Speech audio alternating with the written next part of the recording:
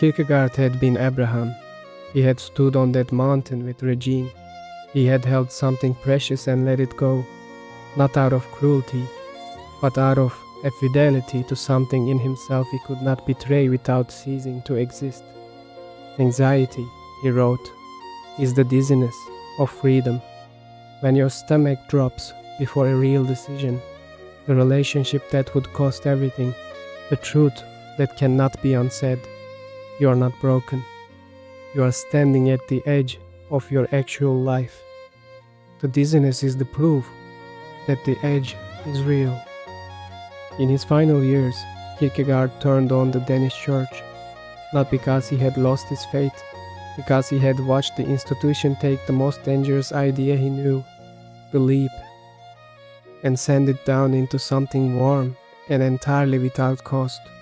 The church had made the leap into a membership. He published pamphlets in the street. He was not interested in being reasonable. He had spent his whole life refusing the reasonable version of things.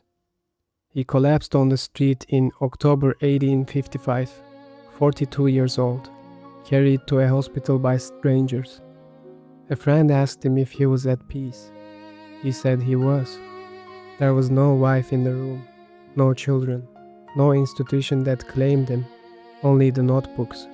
A life turned entirely inward and somehow, because of that, capable of reaching further outward than almost any philosopher of his century.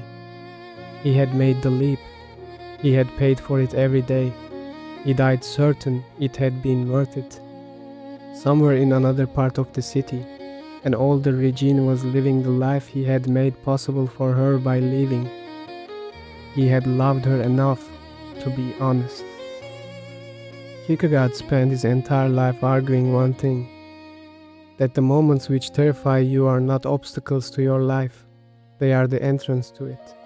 The dizziness you feel before a real choice, the kind that cannot be undone, the kind that costs something permanent, is not a warning to stop.